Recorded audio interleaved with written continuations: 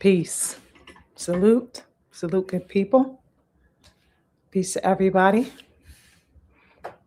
Hope the good people are doing well. Um, just give me 1 second. Let me just straighten this up here and grab my charger. Hold on 1 second.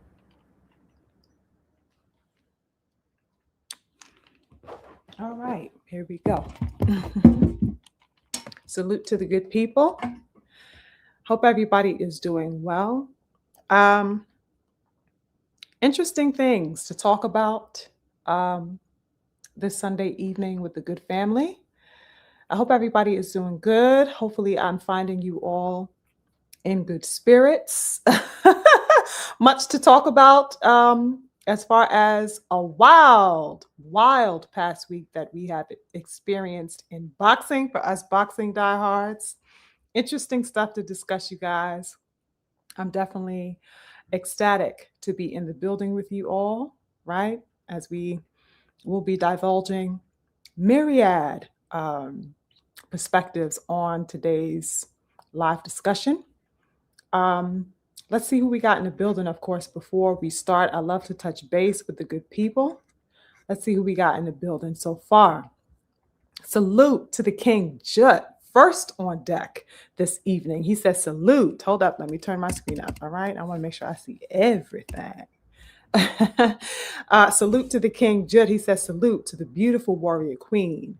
Been waiting on this live for sure. I'm sure that you have, right? As we have been engaging on Twitter, you and I, King Jut, looking at all types of things unfold across social media and in the Twitter space. So yeah, we're definitely going to be touching on some interesting aspects this evening. Thank you so much for joining. You know, I already appreciate your presence, King. Lovely to see you as always. Salute to the Macadocious Mac himself in the building with the love. He says, salute, Queen Shakur Mars. Blessings, my sister. Thank you so much, King Mac. Lovely to see you as always. Hold up, my big stepper, Patrice X30 in the building. He says, let's see what he says this week. Every week is eventful to see what Patrice is going to write me. Let's see what the King says this Sunday. He says, turn up the volume and adjust the trouble. Sugar-free Mars about to cook these devils. Oh my God, infinite blessings to the King Patrice, always with a very insightful, eventful statement that he posits each and every week for us. Thank you so much to the King Patrice. I appreciate that vibrance, that wonderful energy that you bring. Okay. Infinite blessings to the King Patrice. Salute to the California love in the building. The King Insanes. He says California love in New York. You already know what time it is, King. You know how we stepping. New York is in the building with that Cali love, and Cali love is in the building for New York. You already know, King. Wonderful to see you this Sunday. I hope all is well with you. Right? The King Jut is saluting the King and saying salute to the King. Snoopy Mac in the building. Dream team all day. Okay? DHP over everybody. You already know what it is, King Snoop. Infinite blessings to you. Lovely to see you.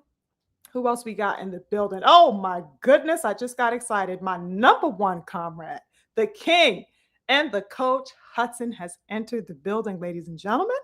Super, super excited to see my comrade 10 toes on deck as per usual. Ain't nothing new over here. The coach says, salute to my number one comrade, the queen of boxing media, Shakur Mars, and peace to the chat. You already know what it's hitting for, King. Infinite blessings to you always and always and always. Wonderful to have you on deck this evening. Thank you so much for joining. Oh my goodness, we got the King Caldwell in the building. Salute to the King Caldwell. Always happy to see the lovely King Caldwell on deck. Salute to the G himself, the King, G McCall in the building. He says, salute, Queen. Blessings to you, King, always, right? Always happy to have you join. We got C Money Bed-Stuy, my Brooklyn brethren in the building. Salute. Yes, King. He says, salute, Queen. Brooklyn is in the building. You already know how we stepping, King. BK all day. Bed-Stuy do or die up in this piece. All right? Love my Brooklyn people, my Brooklyn family up in here. Shout out to all of New York, by the way, right? Salute to the King Eric O in the building with his roses for me. Thank you so much, King. Salute to the King Eric, always with that wonderful, sweet energy. Blessings to you, King. My King Uncommon is in the building, St. Louis Mix. I'm so happy to see you, King, as always. He says, salute to the warrior queen and peace to the family in the chat. Smash that like button, family. Thank you so much, King, for giving me a reminder, because you always know I'm a little bit lackadaisical with that when I get going. You know, mentioning that always slips my mind. So definitely, good family, smash the like button. Don't be reticent about sharing the content even, right? And yeah, salute the channel, salute the mission, salute the work. All right. Let's see who else we got up in here before we begin. Salute to the King. I am Mystic in the building. Blessings to you. Thank you so much for joining. And as the good people, you know, as you guys get situated and make your way into the building, let me divulge a little bit with you basically where I wanted to go with today's discussion. Let's see. Salute to the King, Curtis in the building. I see you, King. Thank you so much for joining. Blessings to you. Yeah, you guys, let's see where I wanted to begin with today's discussion. I think it's definitely the King Snoop. I glanced over your comment and made me laugh. He says, Big Baldy Miller stole the show. With the real sneak peek of the 2026 convertible. Yo, for real though, like, why the fuck did Miller have his top pushed back like a Cadillac? What was that? Why he had the roof back like that? The whole fucking sunroof was lit as fuck in this piece. I was like, damn, Miller, shit. You know what I mean? It's wow. He got the moon roof, the sun roof. God damn, that nigga got the fucking, you know, the space roof on that head top. What was popping with yo? When I tell you I was dying, yo, I was like literally on the floor. Like, what is going on here? And the fact, did you guys see? Did you guys see how shameless Mauricio Suleiman was? That motherfucker posted, oh, we found it, we caught it. Why he caught the toupee like a bouquet at a wedding? That motherfucker was like, hold on, he was like in the crowd, probably like, you know, throw it over here, caught that shit and everything. Motherfucker took a selfie with the toupee. You guys, that shit had me so weak, yo. And then people are no good. You know, people are evil as hell on social media. People made all types of memes. Okay, I saw one meme where they made him in a convertible car with the fucking head top blowing in the wind, just flapping in the wind. Oh my God, you guys. Diabolical work. People are no good. I loved it. Oh my goodness. He definitely stole the show. King Snoopy, without a doubt.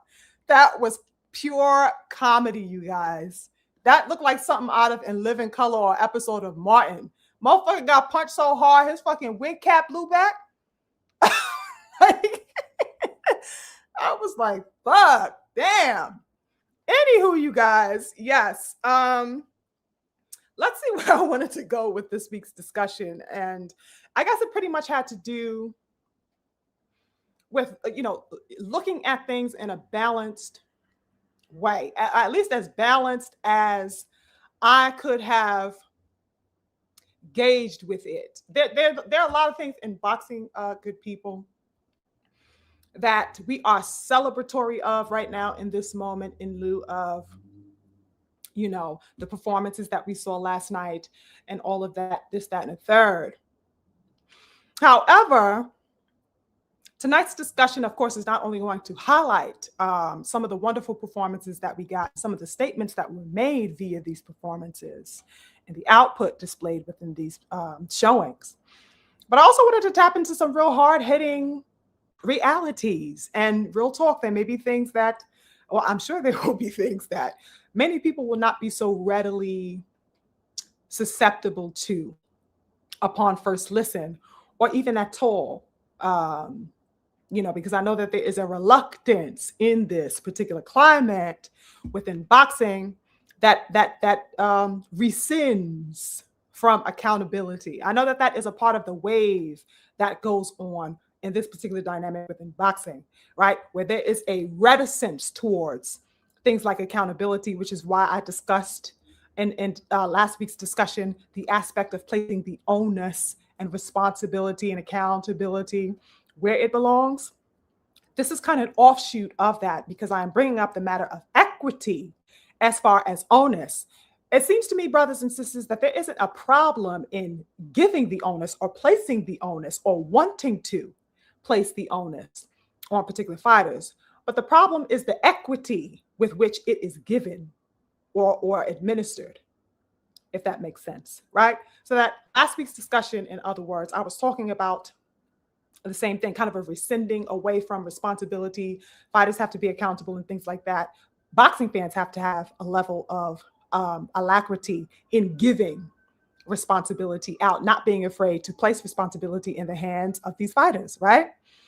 But that doesn't seem to be the issue that I have been dealing with, engaging with over the past week. The issue is not in giving the onus out. The issue is that there is a preciousness with which who or by which they give out or dispense that responsibility.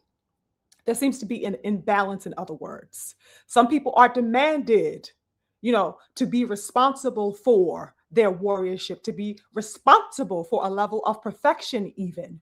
Whether that perfection is attainable or not is a conversation in and of itself. But there are certainly demands on particular people or a particular image right now within boxing, demanded, the aspect of follow through, whereas other fighters do not have the same stipulations placed upon them.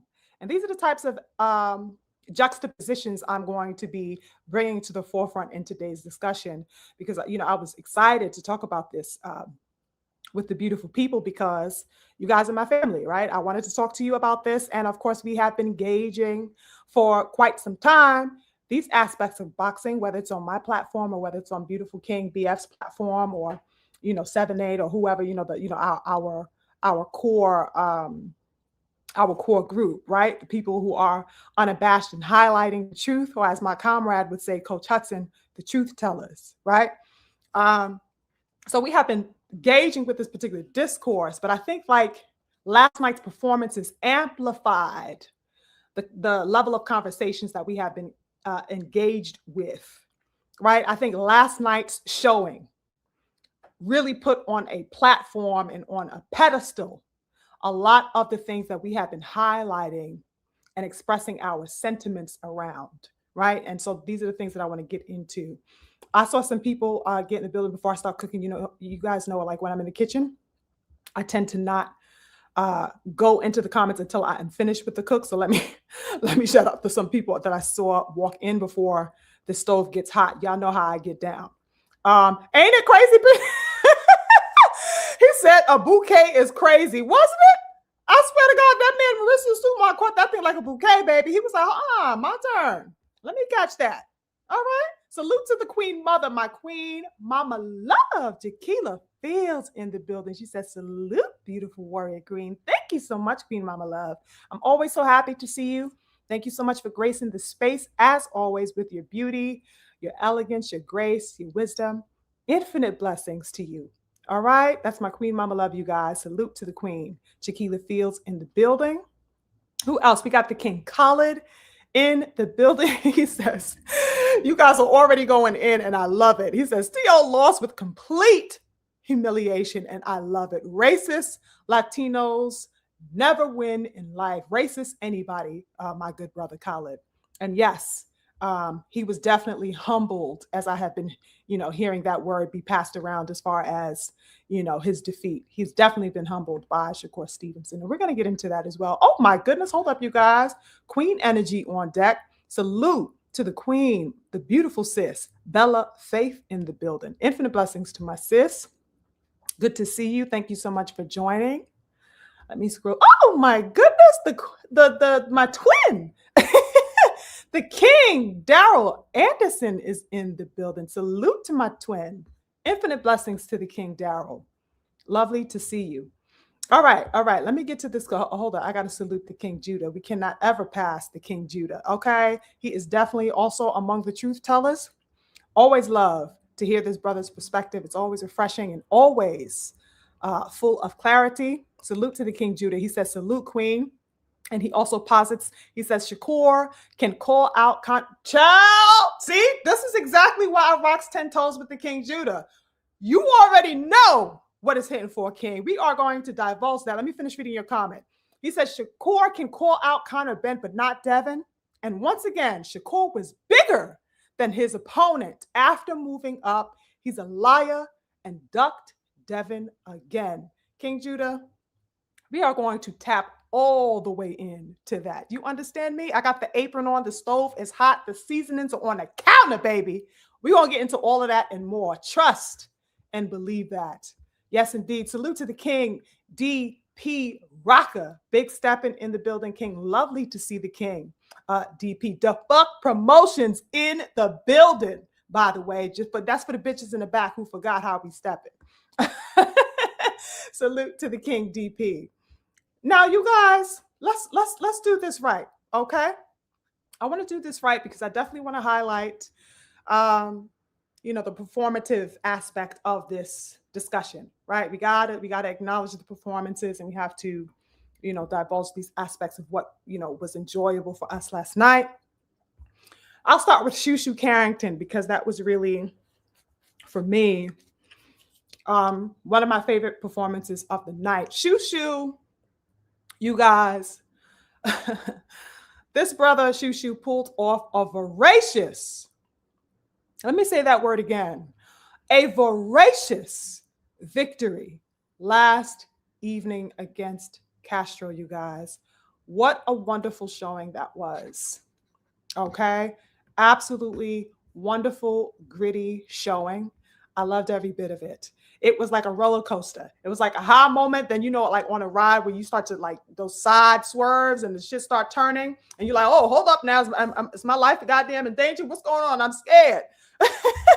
And then you get back on the kind of straight and narrow and you're like, oh, well, I'm safe. Oh, that was actually fun. That's how the Shushu fight felt last night. Child, there were moments where the heart was beating and I was just like, oh, Lord have mercy. What's going to happen? And oh my God, he done got wobbled a little bit, child. That was such an exciting fight. Salute to the King, Shushu Bruce Carrington, on a wonderful victory, voracious victory. As I said earlier, the man had to dig. Do you hear me? That man Shushu had to dig deep. Do you understand? Dig deep and earn that victory that he got last night, brothers and sisters. Wonderful showing. And he did it. Not only did he do it, he did it in his city. Okay, what I call the only city, which is New York City. Okay, yes. So, I was here for all of that. He did it in his city, as he says, Shoe York City. All right, he did that right at home. He made a statement. He did it for Brooklyn.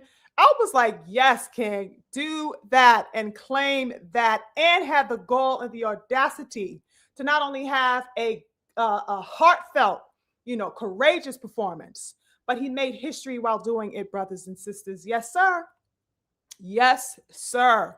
Shushu became the first Brooklyn native to win a championship title in Madison Square Garden's legendary room, the prestigious Big Room. That is something, ladies and gentlemen, that Shannon the Cannon did not do.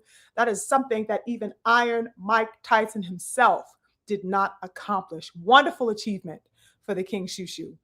And here he is. He absolutely changed the course. He changed the course of the win and represented BK wonderfully. Absolutely wonderfully. Wonderful statement made by this brother. So definitely congrats to him for that phenomenal victory. This man Carrington was by no means, he was by no means handed a plate of roses as far as this fight was concerned, brothers and sisters. Am I kidding or no? I am not kidding when I say that. That man had to work for that victory. Okay. Nothing was easy. Nothing was roses or daffodils about that as far as the battle itself. Castro came there to fight, brothers and sisters. Okay. He was not letting up on Shushu one bit. And he kind of had the demeanor that seemed to be saying to me, oh, you're going to have to knock me the fuck out, Mr. Shushu, if you want this victory. And it absolutely came to that because that's how adamantly Castro was fighting. He was not letting up. He was a dog in there. Salute to Castro. Okay. I appreciate his vehemence, his passion, and his desire to win. That's the type of warriorship that I like to see on deck. That man was not playing with Shu. All right. In the opening rounds, Shishu seemed to have a good gauge on the control. He was collected, he was focused and razor sharp in those opening rounds. I loved the 1-2s that he was throwing. He had beautiful combinations. Did you see the combinations on that damn Shishu? Oh my God, that man's combinations were lovely, right? Wonderful. He did beautifully on the inside, wonderful body work, right? By round 3, we saw Castro kind of opening up a little bit more. To me, he was letting his hands go a little bit more. He had his own combinations that we saw him letting go on Shushu. You guys, I also noticed some good head movement from Castro, right? I took note of it. I was like, okay, Castro. Like I said, Castro was not coming there to play motherfucking hopscotch with these bitches. He was there to win. You understand? He was like, oh no, we gonna win tonight. And I loved it. Now, Shushu was definitely doing well at eating a lot of those shots, right? He kept a wonderful poker face so that whatever the onslaught was, he was able, seemingly, this is what the output seemed to be to me, he was able to handle them well up until a particular point, right? He was not trying to let his food escape the plate. He did not seem to be winded by what was coming at him from Castro. You know what I'm saying? What else? He wasn't trying to let the food escape off his plate, if you will. He returned some nasty uppercuts of his own whenever Castro, had his own onslaught. Shushu was letting them things go, right? He was not backing away. He was not rescinding away or recoiling away from the smoke that Castro had for him. That boy was in there working. I loved it. I was not expecting that fight to be as explosive as it was, right? But I knew that Castro was coming in there with some experience. And so I expected some aspects of that experience to show, but I was surprised by the capacity, right, that Castro showed up with. It was very, very, very thrilling to watch and engage with. Those combinations that Shushu were throwing, were just radiant. Just moments I was sitting back like, just, wow, he's looking phenomenal. Castro is definitely a dog, though, brothers and sisters. Like I said, that man got to turn the pressure up, and he rocked the hell out of Shushu a couple of times. Did you guys see that? Now, this is the part where this is the roller coaster I was telling you about. This is the part where I started like clutching pearls a little bit, right? Those goddamn mid-round 6 and 7, I think it was like around 6 and 7. Shushu was looking like he was getting in some trouble during these particular moments, brothers and sisters. Motherfucking legs, right? Started to get unsteady a little bit. He kind of lost his wind a bit. Right? We saw signs of that. He wasn't as responsive in his output for a little bit of time in between after being stunned a little bit. He wasn't as forthright. It seemed like he was trying to get his bearings together. He was trying to recover from whatever it was that had rocked him, that had stunned him. It looked like he was definitely trying to, get some wind back and stay on his feet at particular moments. You guys, as heart-wrenching as it looks like when you are in it, you know what I'm saying? These are the moments. This is what battle entails, people. When you are fighting on an elite level and stepping up your competition, this is what it's like. All right? Not roses and goddamn daffodils. This is where you are called to show up in these moments. It is in these moments where you have to bite down, dig deep, or succumb, right?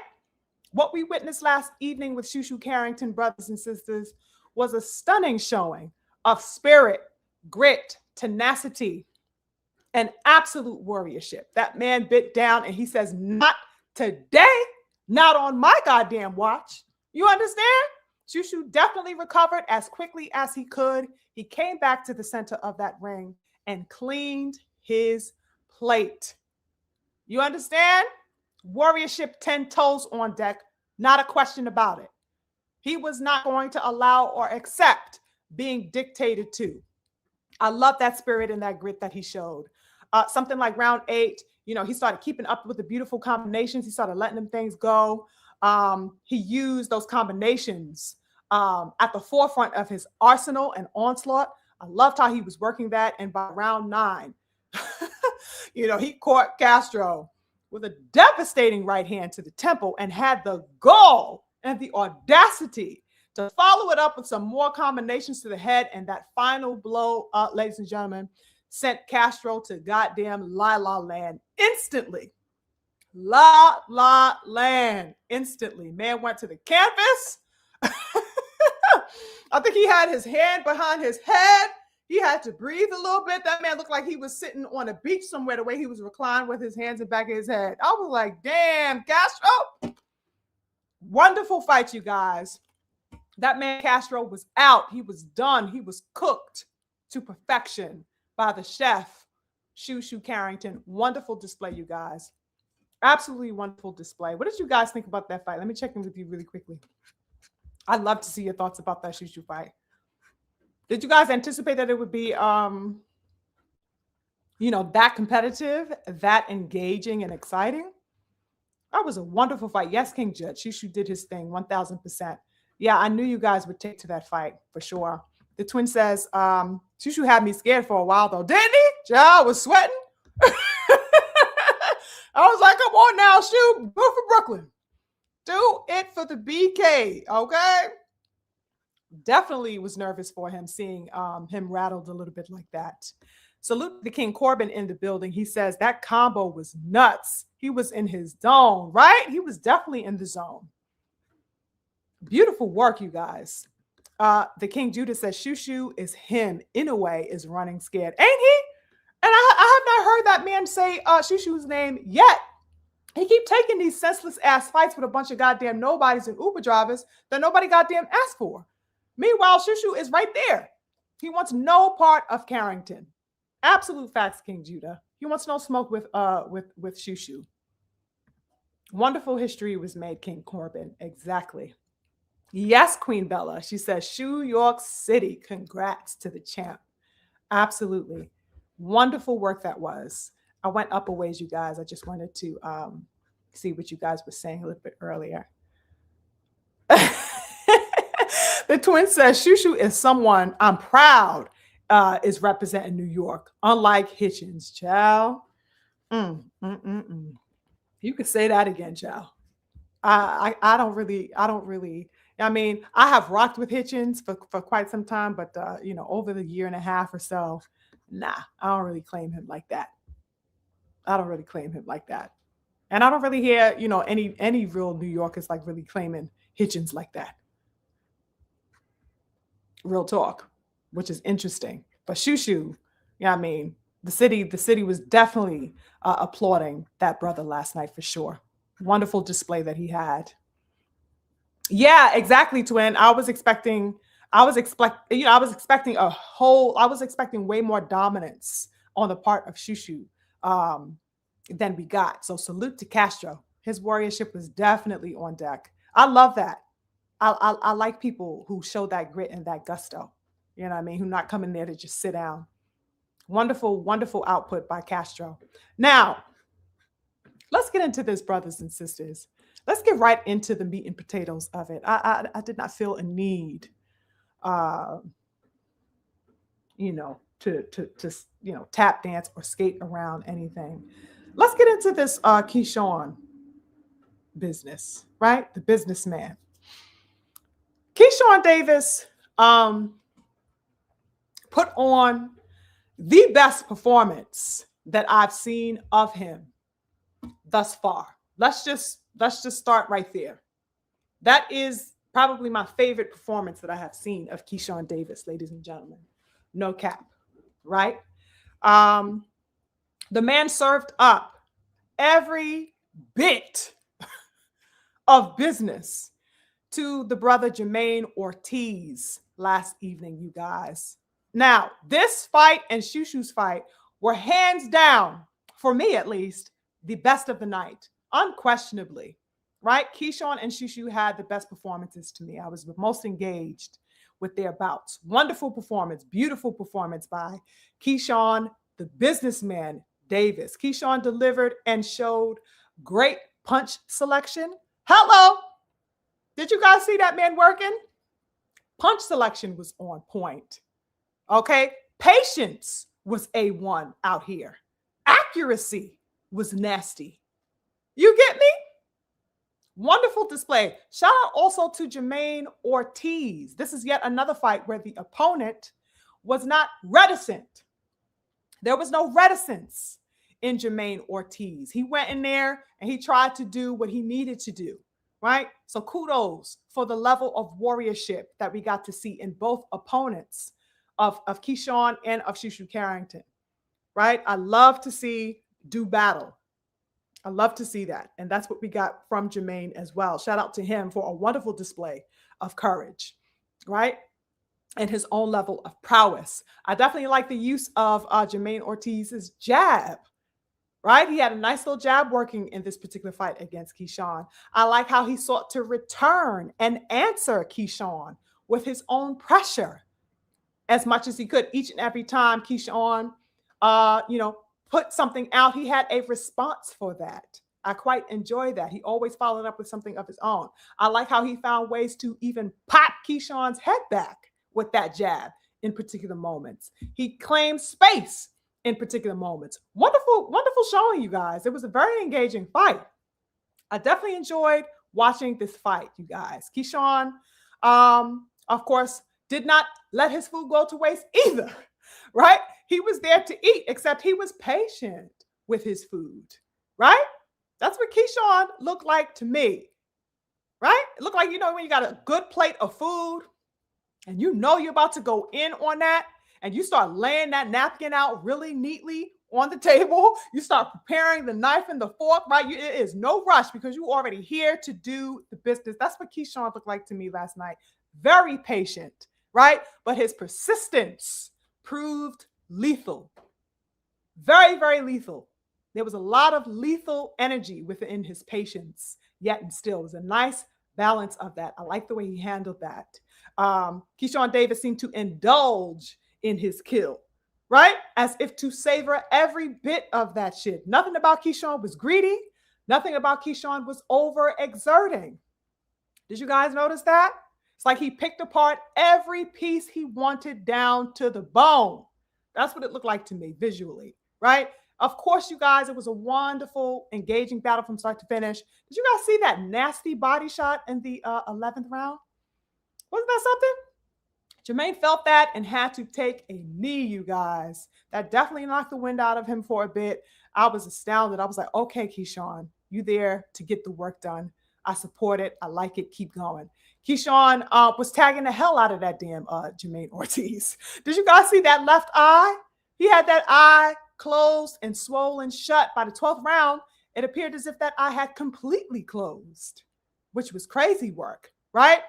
12th round, he's still tagging Jermaine up, still peppering that body. This is another example of good body work.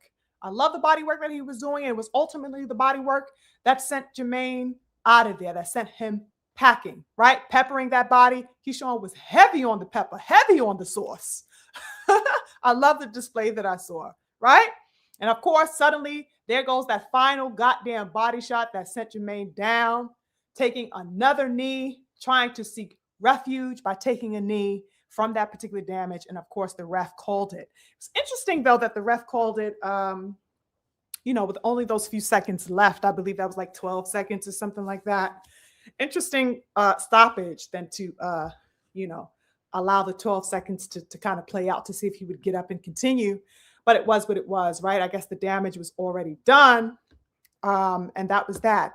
To me, brothers and sisters, Key looked hella focused, right? He looked very composed, pretty much from start to finish. That's probably the biggest attribute that I really, really was rocking with last night.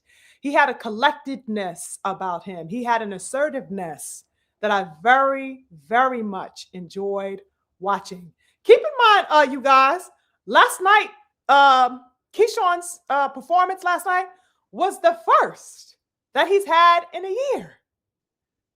This was Keyshawn's first appearance in the ring, and I want to say a year, right? He looked wonderful after a year layoff. Wonderful. So, whatever he's been doing, because let's not forget, this last fight was Baranchik, right? He was going to fight the De Los Santos, but as we know, that fight, was a whole debacle, right? Due to his own, unprofessionalism or whatever have you. But yeah, that was his first fight back since the Baranchik fight that he had. Wonderful stuff, right? Whatever he's been doing in camp to keep his sword sharp and steady definitely worked out, whatever he's been doing, right? He looked good. So good job for he and his team. Whatever they were doing, it was effective. Okay. Now let's get to this. The post-fight interview is where things also got interesting, as we know, because the young Keyshawn took it upon himself to call out none other than the young king, Devin Haney, right? Interesting stuff, because we know that there has been a little back and forth with him, I want to say, for the past month or so, particularly, right, as of late. Now, it was good seeing him do the call out or whatever. Is interesting. I guess I was awaiting what the energy would be after the fight. When he had the mic in front of him, I was wondering what it was that he was going to say. And sure enough, he definitely mentioned the name of Debo, right? Now, I feel two ways about this, beautiful people. The first, way that I feel is, how could I say this?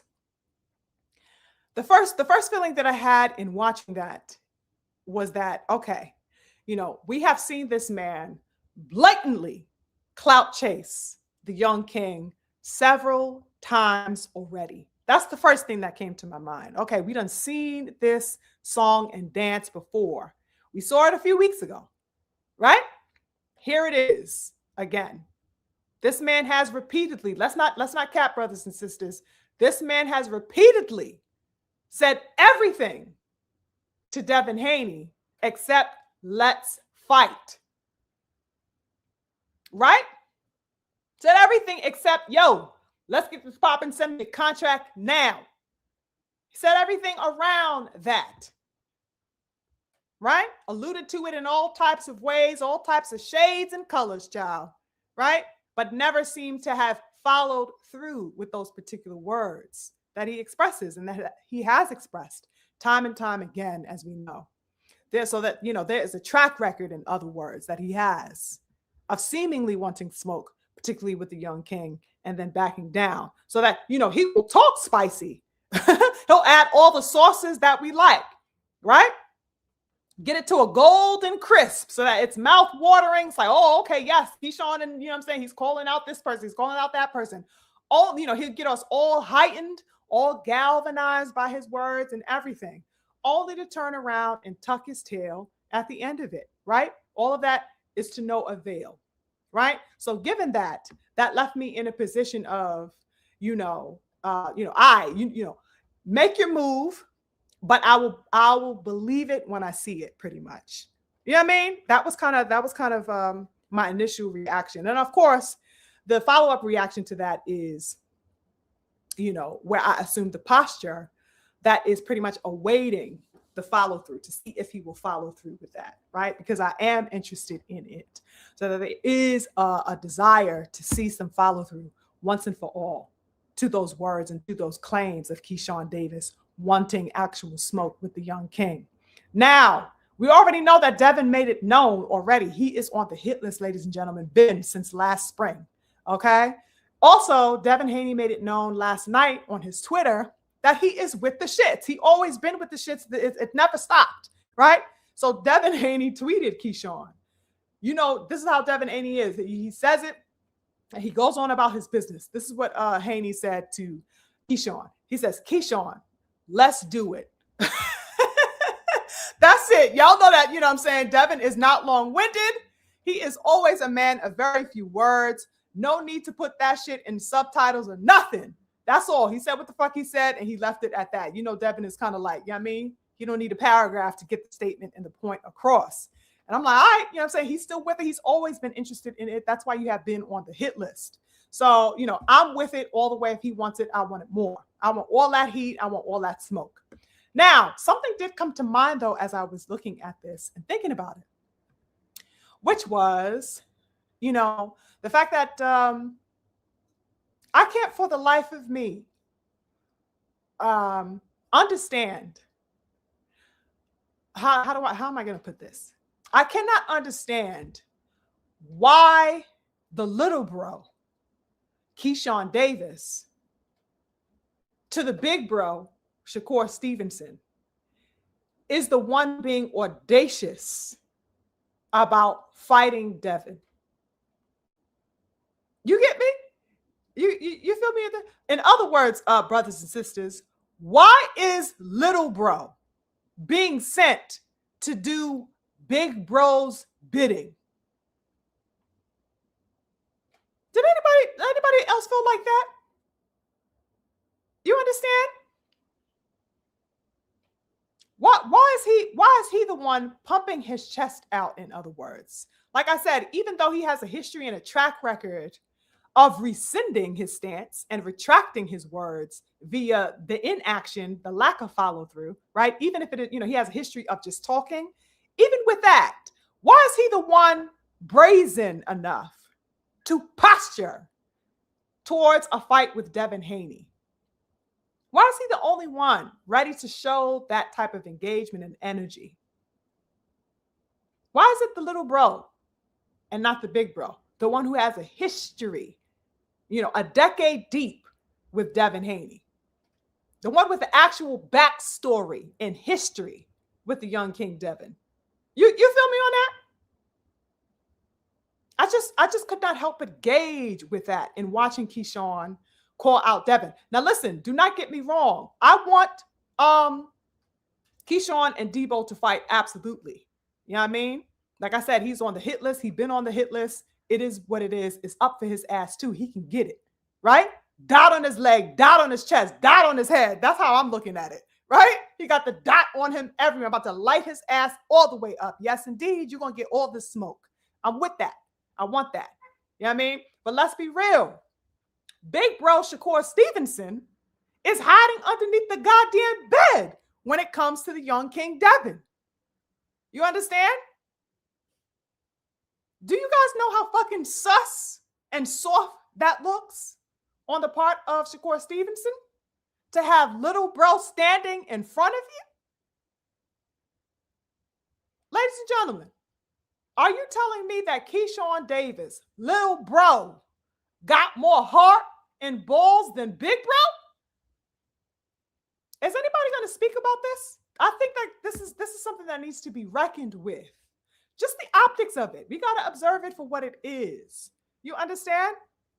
And this is not a new theme. This is a recurring theme that has been happening ever since Keyshawn's rise last year, right? Because he kind of rose to a level of prominence last year upon beating Baranchik that he had never had previously, even though he was getting a lot of recognition. Last year was really his height, of course, before the fall that followed, the subsequent fall with the De Los Santos debacle. But he had rose to a level of prominence, right? And people started assuming, that he was this, upcoming star, that he was about to take off. Is anybody going to deal with this? Keyshawn said the name of Debo Devin Haney while in the ring. That's not, you understand what I mean? That's something that Shakur Stevenson outrightly and vehemently refuses to do and has been refusing to do for I don't know how goddamn long, brothers and sisters. Shakur Stevenson said Debo's name. That's the very name, in other words, that Core is shaking in his boots at the utterance of. You get me? Keyshawn said the name that Core starts lamenting about whenever he hears it, starts complaining about whenever that name is brought up as a fight and as the competition that we want him to get in the ring with, and that must happen. Shakur Stevenson is out here lamenting about being postured to concerning fights with Devin. He's lamenting about it. Meanwhile, Keyshawn is saying, yeah, I want this dude. Where's he at? 2026, let's get it popping. You feel me? So that even with the history that he has had of simply talking, the fact that he is brazen enough, or has a level of temerity enough to do that over what Shakur has been willing to exemplify, shows there's a contrast happening here that's very, very distinct and curious. There is an absolute dichotomy, in other words. There is a divide in energy and intention. Do you guys see that? Is anybody going to speak about this outrightly? I wonder about that, because I definitely intended to, which is why it's on the table being served up right now, right? It's definitely worth talking about. It is no wonder, that people have assumed, that Keyshawn over the past year, when I was talking about his rise after he claimed championship against, the Baranchik fight, he was coming on, an all-time high, so to speak, an all-time level of visibility that he hadn't previously had. So that it's no wonder that people have assumed over the past year or so that Keyshawn is more skilled and a better fighter than Shakur, simply because of that audaciousness, brothers and sisters. Are you guys following me? It's to the point that people have assumed and have been assuming that Keyshawn is the more prominent fighter in ability, simply because of his display of courage. Now, how deep or how valid that courage is will only be found out when he actually signs a contract to fight somebody the likes of Devin Haney, the stature of the young King Devin, right? But that he is at the forefront. He is placing himself at the forefront and willing to have the dialogue about that, as opposed to the output of Shakur Stevenson. Shakur Stevenson is absolutely reticent, absolutely recoiling away from, absolutely inhibited, it seems, whenever the topic of Devin Haney is brought up, so that it's in contrast to Keyshawn's display, right? And it makes Shakur Stevenson look questionable. And this is why people have been assuming that, Keyshawn may be the one. Interesting stuff over that of Shakur Stevenson, right? Interesting stuff that I was looking at. And this is what Shakur Stevenson is allowing, brothers and sisters, on his watch. He's allowing that to happen. He is sitting in a reclining position, if you will, and using the cloak of brotherhood as the excuse, as the, alibi, as the out. He is allowing this partly, or probably mainly, you know what I mean? Because he is too busy wanting to pick daisies with Keyshawn rather than show competitive heart. He wants to pick daisies with that man. You know what I mean? Last year, when I heard people favoring Keyshawn over Shakur Stevenson, I was low-key outraged and confused. I was befuddled in hearing that. I'm like, excuse me? Right? Because I'm assuming, I'm looking at it like Shakur is the big bro. He's the one with experience. He's the one with, I'm saying? Keyshawn is kind of like under his wing, so to speak. So that when I heard that, I was definitely befuddled. Didn't understand it. I'm like, nah, Keyshawn doesn't supersede, the stature, by a long shot that can be compared to Shakur Stevenson, right? Shakur is the more accomplished fighter. He's the more experienced fighter, this, that, and the third, right? Keyshawn was barely out of the prospect phase to me at that particular point when I'm hearing this type of sentiments being thrown around. But now, today, I don't really have any particular feeling against those particular sentiments that were expressed that people had and still possibly have, right? Shakur is, it seems to me, you know what I mean? He's going to have to be the one to show up and show out in order to remove that particular stigma that people have now. that particular association that Keyshawn is the one, to get the job done. Keyshawn is a better fighter. Like, real talk, this was a real thing. People like have been like saying that, as you know. I'm sure many of you have seen that and possibly have thought and come across that disposition yourselves, right? Interesting to me. Keyshawn is the one who is out here showing temerity and, at least, like I said, a willingness to engage with the possibility of a high-level fight with probably one of the most high-level fighters in the sport, which is the young king, right? Now, anyway, congrats to Keyshawn Davis. Also, you guys, let's not forget that Jermaine Ortiz, right? Even though it's a spectacular victory, wonderful victory, right, for Keyshawn Davis, let's not forget that Jermaine was an entry exam for Keyshawn. An entry exam. This was the entry exam. This was the first real test for him ever as far as overall competition. He passed the entry exam last night. Good job. But that was a prerequisite course. Okay? Something to get you in motion with being analyzed as far as your ability against a top level competitor, or at least a decent level competitor in Jermaine Ortiz, who is coming with an experience level that Keyshawn has never been in the ring with.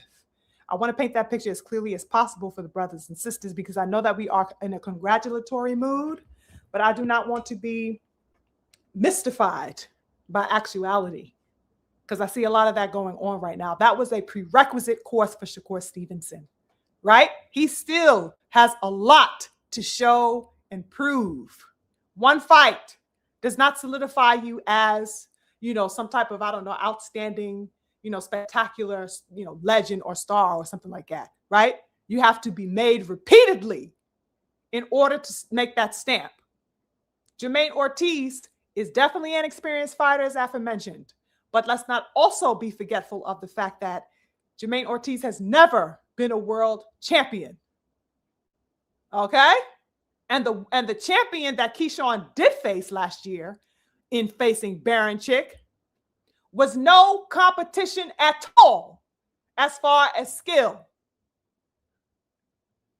So let's not be caught up in any type of or any level of mystification here. Baranchik was on no comparative level skill-wise that was anywhere near competitive for a fighter of Keyshawn Davis's style. And Jermaine Ortiz, even with his experience, could not take his experience to the bank, and that he could be certified, as an elite world champion. He has never accomplished that. Okay. All of the top competitors that he fought and faced, he lost to, right? Even though it was competitive with Teofimo Lopez, a lot of people had Jermaine winning that particular fight. You know what I'm saying? It was still close enough to where it would be debatable. And of course, ultimately, Teo got that victory, right? Lomachenko, you know what I'm saying? He faced that level, but he came up short. So let's look at the levels here. But like I said, congrats to Keyshawn on the win. He's got a lot more to prove. And the tenaciousness that he has to call out Devin Haney. I have no idea how realistic it is a fight to be made in 2026. As far as, if it was up to Young King would make that fight tomorrow. Young King was already propositioning to fight, Keyshawn Davis at sometime in February, I believe, right? Believe BF broke that news to us, that DHP was already motioning and propositioning to fight Keyshawn this month, right? But he opted to take this Jermaine Ortiz fight for whatever reason, because he could have had a straight shot to Devin already. That was already on the table. He declined it. So, all of this huffing and puffing about a 2026 fight, we'll see what happens. We'll see if that materializes. But definitely, that was a good first exam. He passed the entry-level exam, and we will see what materializes, in the months to come, and how serious he is in actually fighting Dino Haney, right? What did you guys think about that fight? Let me check in with the good people for a second before we move on to the main cook, to the main dish of tonight. I have a lot of thoughts that I want to divulge. I want to check in with the good family really quickly. Oh my goodness, hold up. I think I got some super chats. I did. Salute to the good family showing love and support in the building. Blessings to the King Uncommon with the 20 piece. Thank you so much, King, for the support. I appreciate you. He says, I'm going to just get this out the way. Someone sent Tiger on a dummy mission to detract from Devin Shine Devin Shine being on the broadcast team. They sabotaged the plan to have Devin call the fight and challenge Shakur so they could hype Connor. Interesting perspectives. Yeah, I wanted to touch a little bit into that whole Tigger. I call his ass Tigger Johnson's I don't even know what to call that. Charade. Yeah. There's a lot of sentiments I've been seeing around that and a lot of my own that I have. But that's an interesting take. Either way you slice it or dice it, it was definitely all based in jealousy and detraction. Absolutely agree with that. Peace to the King. Freedom showing love in the super chat. Thank you so much, King. Peace to you. He says salute to the beautiful counterpart, Coon Sean. Coon Sean put on a good show with Jermaine Ortiz, but I don't believe he'll follow through even now. Exactly. I definitely have my reservations and hesitations about how likely that will materialize, but we'll see what happens. You know what I mean? My beautiful sis Bella says, I have the exact same question, Sugar Free. Yes, I'm sure you do. I'm sure a lot of the good family does, is gauging with that. For sure. It's definitely a viable question. You know what I mean? The King Judah says Shakur wants no parts of Devin Haney. Absolutely not. And it's crazy. And I'm about to cook on that in just a few moments, King. Just a few moments. The King Judah also says Lil Bro is going to get Big Bro's bite back. Exactly. Perfect analogy, King Judah. Perfect analogy. That's exactly what it looks like to me. I'm like, what is going on here? How is he out here doing the bid? Nothing about that is cool. Nothing about that makes sense. Nothing about that is tough. Absolutely the opposite of tough. Absolutely the opposite of smoke. What? How was little bro out here pumping his chest in front of you? He's like, stay back, big bro. I got this. Let me protect you. Let me shield you. What? It's crazy to me. I don't get it. Now, let's get into this cook, ladies and gentlemen, because this is very, very, very important for us to discuss. Now, I posed a lot of questions on my Twitter over the past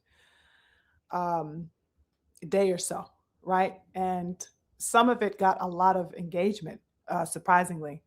But I wanted to bring it in a live discussion, of course, to further divulge the sentiments that I had expressed on my Twitter. Core versus T.O. Let's see. How do I want to attack this? Now, I know that there is speaking of celebratory, right? Everybody is in a very festive mood and happy. We got a wonderful night of some warriorship. We got to see some good boxing on display, right? And like I said, T.O. versus Shakur is a fight that should have been, considered to be prominent, but wasn't necessarily handled with prominence, with a level of care. It was not pedestalized in any particular type of way. In fact, the reception to the buildup of this fight in general, lackluster is not even the word. Very tepid, very just lukewarm at best, you guys, right? So that, in the aftermath of it, everybody is very celebratory, but that there was a level of reserve about it, carelessness, if you will, about it in the lead up. So maybe a part of the celebration is, trying to make up for what wasn't given as far as energy in the lead up to the fight. But given that, you guys, the celebratory mood is understandable, right? We are happy to see, people who we consider to be elite, notable fighters get the victory, right? There's no doubt about that. So that the celebratory air that's reverberating is understandable, right? I get the landscape and the climate right now. Um, and Shakur definitely, he put on a good performance last night. He went in there and he did exactly, okay, he did exactly what I think we all here, the good family, expected him to do. Correct? I think we all expected the level of showing that it was that we got last night, right? I don't think it was really too much surprise in the outcome or even in the showing itself. He went in there and he showed difference in levels instantly, unquestionably, and skill and wit and ability all around. Shakur did the thing. So big congrats to Shakur Stevenson for that victory, right? His precision was A1. His timing was nice. He had footwork that was immaculate, of course, right? We know that he's good with the footwork. He went in there doing what he does best. He actually went back to doing all the things that we know him to be great for in this particular fight, right? Because in his last fight against Cepeda, what Shakur ended up doing was abandoning those very tools for his own reasons, pretty much in effort at that time to assuage the critics, because that's what he was doing. He was assuaging or trying to assuage critics who were accusing him up until that fight with Cepeda of being too, sprightly, of being Tom and Jerry, this, that, and the third, and all the other, crazy things that they attached to him, right? So he went in that Cepeda fight, abandoning those particular tools, the boxing he wanted to bang. He wanted to show he can bang. You know what I mean? But last night he returned to those very skills, those very tools that he knows very well and that we covered him for, right? Core, he basically reassembled those skills. He sharpened them and he used them effectively all night long. Now, I enjoy the fact of the use of Core's lethal use of a snapping jab. Did you guys see him using that jab, snapping that jab out, popping that jab? Loved it. Okay, definitely took note of that. He kept it in the face of Teofimo Lopez pretty much all goddamn night, brothers and sisters. It was probably goddamn Tio's kryptonite, right? And I think that's what ultimately left that eye bust open the way that it was and leaking tomato sauce. So good job with that. Core also had some nasty right hands that he was throwing as well, some snapping right hands in particular. And of course, he had the left hand that was on point. He had some nice power, here and there that subdued, in my view. I think that he subdued and tamed Tio a little bit by that fourth or fifth round, right? I think that it was around that time that Tio, I don't know, maybe it just seemed like something clicked, like he would not be able to supersede. He tried to, but I don't know. It seemed to me that Tio maybe mentally clicked that he would not be able to abate the style and output of Shakur Stevenson by, I want to say, around the middle of the particular fight. Now, Tio wanted to engage with Shakur early on, and he definitely had some little moments, I guess, of getting inside and landing some shots. But it seemed like Core always followed up with a counter that quelled him, right, and made him a little bit weary of getting too confident when he tried to swoop in, right? What I did not see, brothers and sisters, in this fight were any real combinations. Did you guys see any combination work? Right? Effective combinations? Okay. There were a lot of singular shots, particularly from Shakur Stevenson. Ones and twos, jab in the face, jab to the body from Shakur. It was very, very one-dimensional, if you will. Tio attempted to throw some combos here and there that I saw, but they looked to me like some damn taps or something. Like he was just trying to tap. It wasn't like really effective. He didn't throw anything within the little combos that I saw him try to do, to startle or rattle Shakur Stevenson whatsoever, right? They look like nothing more than taps or just, expressions of trying to look active in those moments that he wanted to do it. Majoritively speaking, Tio had no effective jab working. Did you guys see any jab from Tio? What was going on, right? He seemed like he wanted to be aggressive, but he had no, I don't know what to say about that. He could have set up some of the things that he was looking to have power behind if he would have set the jab up to set up some power shots. You know what I mean? You know what I'm saying? Core's footwork was, just A1 above, as we expected. His jab, his counters would not allow for Teofimo to have any of the ease that he probably assumed he would have, right? Like I said, he kind of had to jump into Shakur in order to get into him and bypass the use of Shakur's distance and, of course, timing with those counters and stuff like that. Kind of had to swoop in a little bit from what I saw. I also saw Tio wanting to investigate and invest in Shakur's body, right? He wanted to have some body work happening, but it didn't seem to have enough to chop the tree down, brothers and sisters. Did you guys see what was like? You know, I saw his investment that he wanted to make to the body. He was kind of focused on the body predominantly, but they didn't have any pepper on him. It was kind of like bland motherfucking wings. It's like, you gonna season this bitch or what? You know what I'm saying?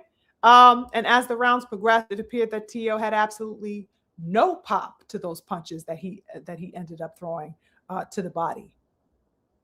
It's just withered, right? So that whatever he threw, in other words, did not puncture the target of Shakur Stevenson, right? Meanwhile, Shakur is out here, you know, remaining calm, remaining focused. At moments, he looked like he was playing with Tio. He fought at his own pace, and he did a great job at, you know, getting in and out as he pleased. Of course, that goes back to the footwork that I spoke of, the footwork that we know him for and covet him for. I did not see Shakur sit on any punches, brothers and sisters. Did you? Even though I thought the work that he was doing was definitely quite effective, of course. He kind of stayed on an even playing field, in my view. No combos, right? He maintained the performance pretty much at the median level, if you will. But all in all, he effectively and undoubtedly neutralized Teofimo Lopez, right? Without a doubt. And really without much, I don't want to say effort, because he was, of course, in there working, but it would, you know, it's just, like I said, it remained at the median. It was evident to me, like I said, by the middle rounds that Tio was absolutely going to need a miracle in order to pull off any type of astounding victory over Shakur. Teofimo had absolutely nothing, brothers and sisters, nothing of note that could coerce Shakur Stevenson in any particular direction of his choosing. Teofimo had nothing that could pressurize or constrain Shakur in any particular way, right? Now, in those latter rounds, we saw a Teofimo that was pretty much, once again, bruised and goddamn battered, right? Eye leaking, face all puffy. You know what I'm saying? Just like it was against goddamn Claggett. Right? So there was that, okay? Core had administered some nasty snapping right hands by those championship rounds that definitely popped Tio's head back a couple of times, like the motherfucking exorcist, snapped his motherfucking neck all the way back. I think that was like round 11. And, you know, that was all she wrote. The fight was goddamn over after that. The fight was done, solidified, and taken care of, packed up as expected, brothers and sisters. So, you know, that was kind of my thoughts on the performance. Now, I must get into this particular part of the discussion, people, because it's of paramount importance. Okay? I want to keep it a stack. We are not going to add any motherfucking sugar to this. This is no added sugar, no goddamn preservatives over here. All right? Y'all know how I'm stepping. It's absolutely paramount for us to discuss this as openly and honestly as possible, brothers and sisters. Shakur Stevenson is being allowed. If you got a weak stomach, this is the part where you guys exit, right? But my real ones are going to be 10 toes.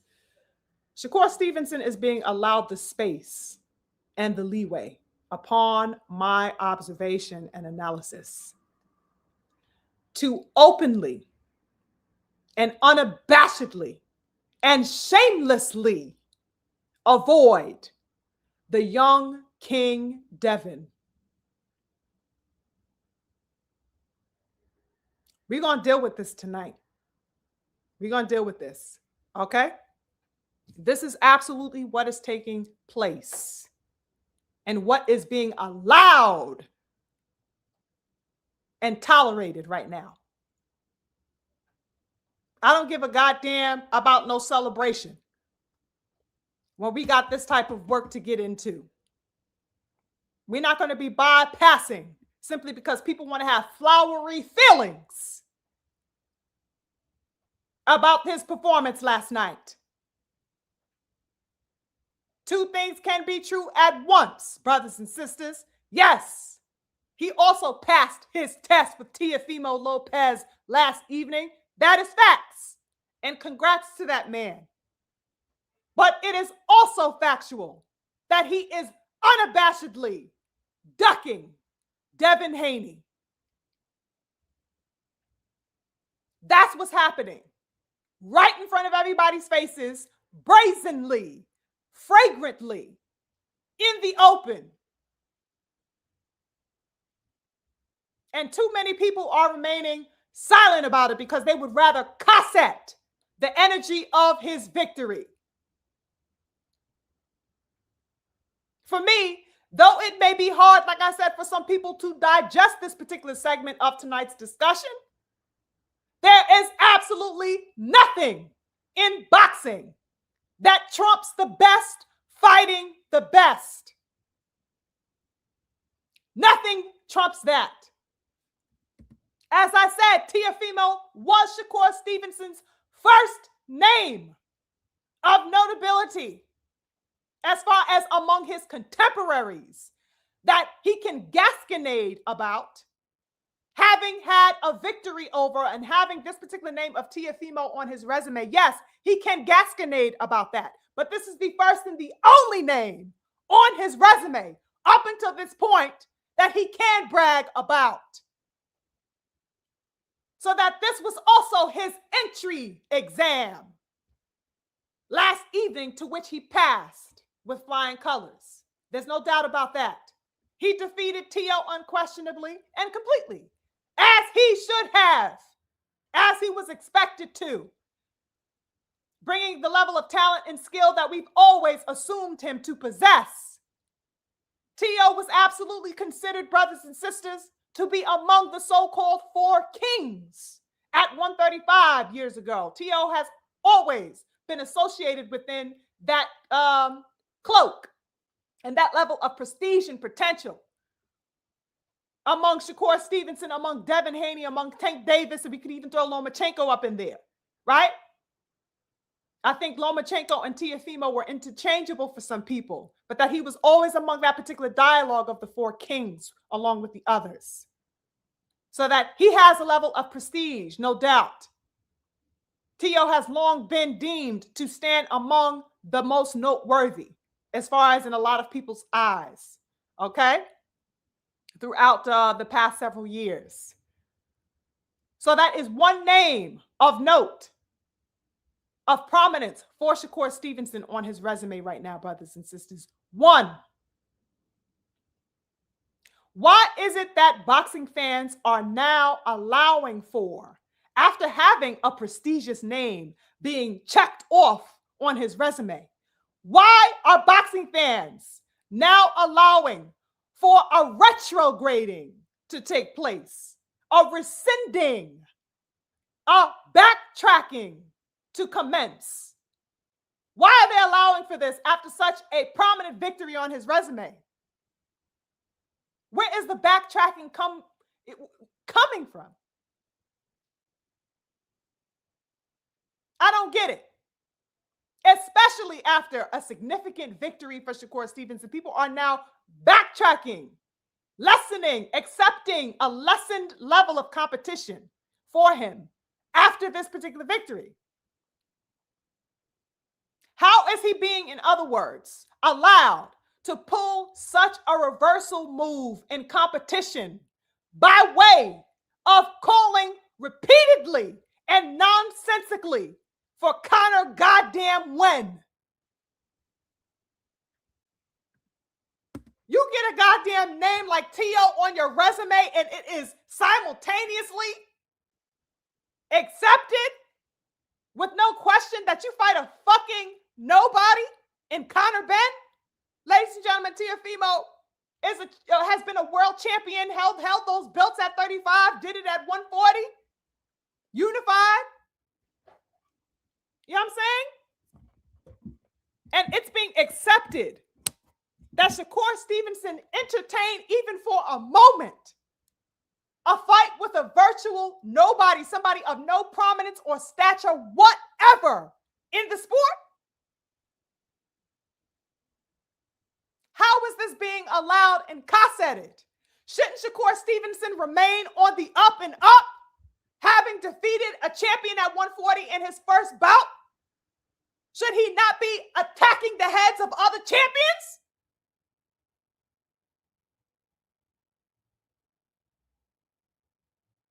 Nothing about this makes sense to me whatsoever, good people. This man, Shakur Stevenson, took to that post-fight microphone and put on, what I would say was an Oscar-worthy performance, baby.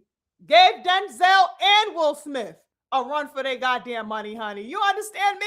With the performance that man put on, calling out the name of Conor Wen, inviting that man to the center stage and testifying to the world that this is the man that he wants next.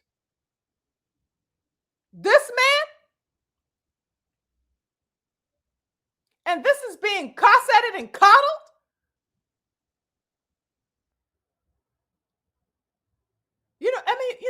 This looked like an absolute parody to me last night, what I was witnessing. It was like, this looked like a fucking skit. That's how absurd it looked to me. An absolute sham in the middle of that damn ring, ladies and gentlemen. This is what he said. I'm not scared of you, Conor Ben. Let's make it happen. Let's make it happen. Hey, Eddie, I want him. Eddie, I want him. He's food. Just the huffing and puffing and just putting on the hell of a dramatics, baby. All the dramatic optics he could muster up. You guys,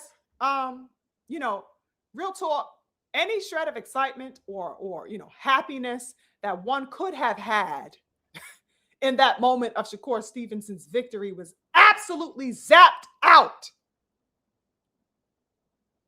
Absolutely revoked in that moment when I saw that farce and debacle in the ring, excuse me. An absolute debacle.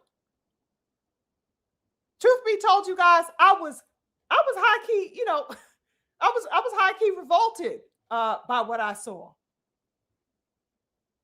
Revolted. That's the only word that I can think of right now. Absolutely revolted by that display, that charade. What the hell was that, brothers and sisters? Listen, for me, one thing I do not take lightly ever is having my intelligence toyed with. I don't play. And that was undoubtedly what was taking place within the dramatics of that act last evening in the ring with Shakur Stevenson and goddamn Conor Ben. Oh, your food. I want him, Eddie. Eddie, I want him, Eddie. Eddie, I want him. I need him. I got to have him. What? You're the only one in the world that got to have that bullshit. Ain't nobody fucking calling for that. Ain't nobody been calling for that. What are we doing? We're not going to be placating to this nonsense. Brothers and sisters, I feel it absolutely necessary to remind you that Conor Wen has never once in all of his life fought for a world title. People need to be reminded today, because how forgetful they get, how selective in their memory they become when it comes to, the placating of their favorite. The man never, ever once fought for a world title, never in his life. He's an absolute nobody whose only feat was in defeating a weight-drained, compromised Chris Eubank Jr. a couple of months ago. And mind you, that was the man who beat the fucking living daylights out of him at the start of last year, 2025. He lost to Eubank. That's his claim to fame, beating a weight-drained, compromised in health Eubank in the rematch a couple of months ago. That's who you calling for? That's who's this food that you want to devour? That's this important, significant, quote-unquote, big fight? What is this man fucking smoking? What is this man smoking? This is who Shakur, we get active Stevenson is calling for to fight next, brothers and sisters. We're going to deal with this tonight. We absolutely going to deal with this tonight. The bullshit cannot go beyond the point it's already at. That shit got to be fucking cut off right there. It cannot proceed further. What is going on here, brothers and sisters? This is the nigga you want? Somebody who has accomplished nothing in this sport? Barely a goddamn regional title in his home turf of UK? What is going on here? Let's also divulge how this man, Conor Wen, is being propositioned to fight Shakur Stevenson at welterweight. Let's unpack this as well. He's propositioning Conor to fight at welterweight, a division, firstly, that Conor has not fought in nearly 4 fucking years, people. This man ain't been at goddamn welterweight in 4 years. His last fight at welterweight was something like April of 22.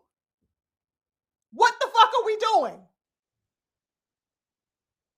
That means that this body of this man has not been acclimated to welterweight division in all of this time. Why? Because he has since then been fighting at 54 and fucking 60. You get me? Let's look at this, good people. Don't run now.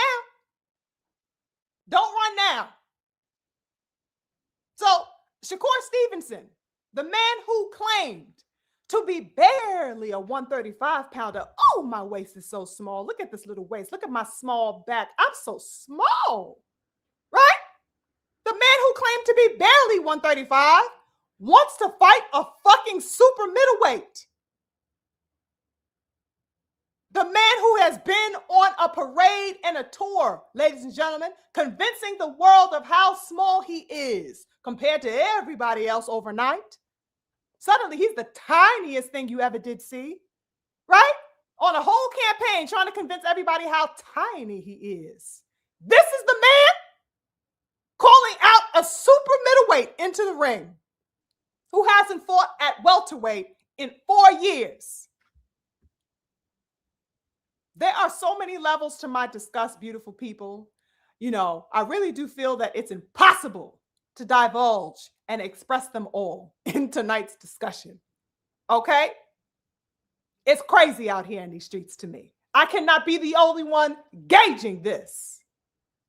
Moreover, good people, and worse yet, you know what I mean, is the fact that Shakur Stevenson outright refuses to fight Devin Haney at fucking 147. Ain't this shit crazy? What's no part of Devin Haney at 147? Oh, except for if it's a rehydration clause, supposedly. And I don't even think that's going to get that fucking coward in the ring with Devin. I doubt that would even get him in the ring with Devin. That's how deep this motherfucker's cowardice seems to run. And it's almost shameful for me to say that and posture in this particular way when it comes to Shakur, because I have been so diehard, so staunch in my support of this man for I don't know how many years, countless years. That is very disheartening, to put this type of pressure on this man and expose, these types of levels. But this shit is unacceptable to me, absolutely inexcusable and intolerable. Nothing trumps the best fight in the best. What the fuck is the best about Conor Ben, brothers and sisters? You tell me. For anybody trying to justify, I don't want to hear a fucking thing about no goddamn, UK audience. He's not the best of anything. He can fight fucking 3,000 times in the UK, won't make him an accomplished goddamn fighter. He has no accomplishments in the sport. The best of what? What are these fucking best Shakur's talking about? What are these big fights he's talking about? It's non-existent in context to Conor Benn.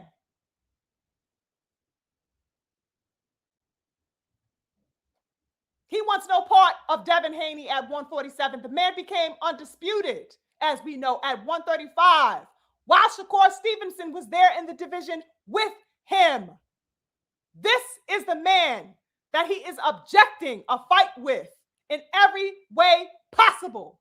He wants no parts of Devin, like my good brother Judah denoted earlier. The man who has made his official 147 debut only 2 months ago, he wants no parts with. How quickly he forgets that Devin was just at 135 with him.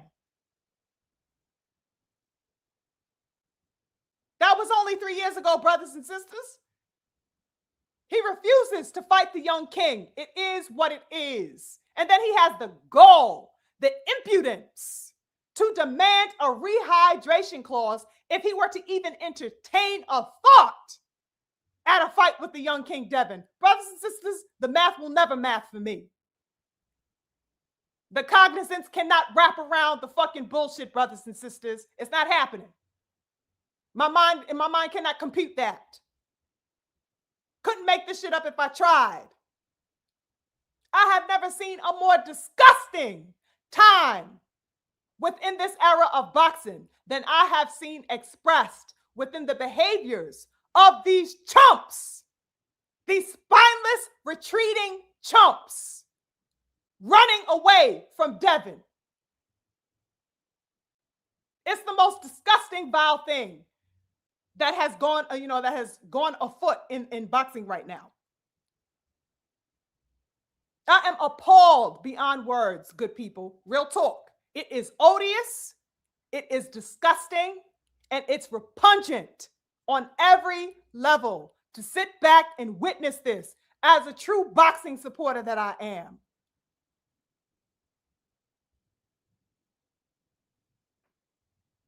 Crazy work. Nothing about this is acceptable. And people who call themselves real ones, real supporters, should be at least unpacking this on some level. Because anybody else would be held to the stake.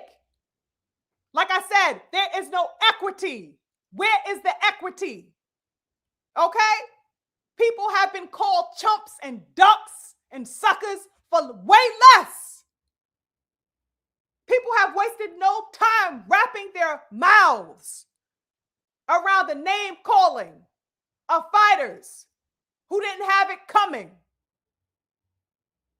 but are refusing to call this shit out for what the fuck it is now because you are happy for a victory that took place last night. Okay, congrats to you. But how the fuck can I congratulate you for having a significant win on your resume only for you to turn around and call out the name of an absolute nobody in the sport and try to paint it to me as if this fucking McDonald's ass, plastic ass meal is some fucking home cooked Thanksgiving goddamn dinner? That shit don't work for me. I'm too conscious. This does not work for me. That will never be palatable for me.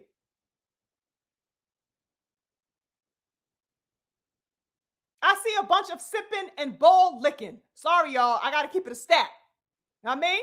That's what's going on out here by some of these feeble, frail-minded dick riders out here goddamn cossetting and placating this deliberate cowardice. It's mind-blowing, mind-boggling to see. These are the same people who in an instant, brothers and sisters, will demand, for example, that the young King Devin give his blood They will demand that of the young king, that he give his blood, that he drain his sustenance, his life force in order to meet their requirements, even at his detriment. That's what they demand of Debo. The same people who demand that he jump through every hoop, every ring of fire conceivable in order to prove his stature as a worthy fighter to them, even though he is the only fighter among his contemporaries and those long associated with him to have already proven beyond a shadow of a doubt his valor, proven his elite level of warriorship, who has gained all types of accolades, and the highest accolade that one could ever accomplish in the sport, which is undisputed. Devin is the only one to prove and accomplish that, who continually calls for the best, who wants the smoke with the best, who doesn't shudder at the sight of competition. That's Devin. And still they demand more. Young King is the only one on that type of time. Yet these fake ass, sassy ass man fans, imbeciles in these boxing streets are unrelenting in the demands they have of him, in the ultimatums they place on him, in the stipulations they place on him. All the while, here go they fucking favorite, i.e. Shakur, i.e. Tank Davis, can sit pretty picking daffodils under the fucking summer sun all they want to, sipping tea and goddamn lemonade and making all types of pointless fights that nobody gave a fuck about and nobody asked for. And no demands or stipulations of the sort are even brought to their goddamn attention. Likewise, people like T.O. also have no levels of, mass amounts of pressure being placed on him to fight the best. They just take him as he comes. He can fight any old goddamn body. Ryan Garcia can fight any old goddamn body. No stipulations there. Where is the equity is the question. One got to do all the heavy lifting, while the others get to sit with their fucking pinkies up. What's going on? People like Rolly, that fucking bubble lip bitch, can gasconade and vaunt around pompously about who he will not fight right in front of everybody's fucking face, and nobody say shit about that. Where's his accountability to his level of ducking? Meanwhile, everybody got every bit of smoke for Devin, and he's the one out here working. He's the one out here solidifying himself.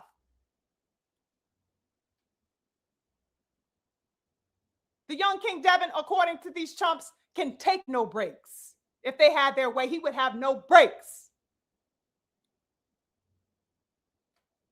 He can be given no leisure, no repose from challenge. He better not. Don't you get comfortable now. Don't you sit down and take no break. No lemonade for you. Get out there in that field and start picking. Go start doing that heavy lifting. Go ahead and go put blood, sweat, and tears beyond any of your contemporaries. Go bleed, go lift, go work, go toil, go keep proving. Where's the equity being passed around? Where's everyone else's hard labor? Where's everyone else's need to show and prove? Where's the onus on them?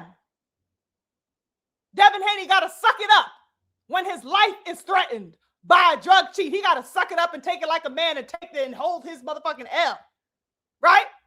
He got to jump to 154 to fight somebody like Boots Ennis before he even fought at 147. These are the things. These are the stipulations, brothers and sisters. He got to go slay the dragon, the demons, the goddamn vampires underneath your kids' fucking beds. Then he got to turn around and fly to 3 different goddamn continents to defeat whoever you point out to him at your whim. He got to sacrifice things like Ramadan, right? A sacred religion to all the people who practice Islam. He got to bypass that, sacrifice that in order to go ahead and go fight a pound for pound legend. He got to go above and fucking beyond, brothers and sisters. All types of sacrifices are stipulated upon this man that no one else has to meet. What the fuck is the grace for him? Not that he needs it, because he's out here on that type of time already. But when is the demand going to be set for the others to catch up and also walk the line? Is the real question that I'm positing tonight. Everyone else out here can sit on their goddamn laurels and chill. Pick fights that mean nothing against fighters who mean nothing. And they can get praise from that shit? Not on my goddamn watch. Not on my watch, brothers and sisters. I'm calling out every bit of the hypocrisy, the duplicity, and subterfuge that I see. Absolutely, and always will do that. I'm not giving out no goddamn passes. Not when those passes aren't being dispensed equally. It's a shame and a disgrace how in this sport, people are coddling and assuaging the whims of particular fighters, the behaviors of particular fighters. How is this possible within a landscape that boasts about wanting to see the quote unquote best fight the best? How is that possible, brothers and sisters? You tell me. You tell me, what the fuck is the best about Conor Benn? A man who has achieved absolutely nothing in the sport of boxing. Where is this leeway coming from? And why is it being allotted in this manner? We got to answer that. We got to gauge with that. This man, Shakur Stevenson, didn't even have the, did you guys notice this? He didn't even have the goddamn decency to call out any of the other champions in the division of 140 that he just won a strap in. Brothers and sisters, did you notice that? It was Conor Benn and Conor Benn alone.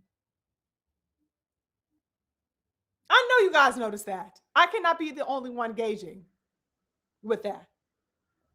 Not one champion at 140 was named or called out in the least bit. This is worth celebrating. You want me to be in a celebratory mood for this bullshit? Congrats to you. You beat Teofimo and passed the test. Flying colors, like I said. Is that cause for you to rescind from furthering your competition and upping your competition? That's like you fucking graduating with a PhD, you know what I'm saying? Only to drop that shit and sit with a bunch of fucking third graders. You get my drift? Crazy work. I'm not celebrating a goddamn thing after seeing that craziness in the ring. It's not going to fly with me. I don't give a damn about how anybody feels about that. It is what it is. That is chump behavior and movement. Blatant ducking. Just as bad as Rolly ducked, which people were also silent about. Shakur Stevenson said, oh, people think I'm too small for Conor Benn. You know what I mean? And, they think I can't do it. Did you hear this? This was in his post-presser, the actual post-presser, right? Not the post-fight interview, but the presser that they held afterwards. This is what the statement that Shakur had made. This is a quote. I'm into big fights. I like big fights. I like big money fights. I like proving that I'm the best. And I like doing things that people say I can't do. There's a lot of people that will say that I'm too little for Conor Benn, and that I can't do it. So it makes for a tremendous fight. Do you hear this? He then went on to be asked about, him and Conor Benn going back and forth and, the exchanges that they'd had. And he stated the following. He says, it makes for a good beef. I like the story behind it. And it's a tremendous fight.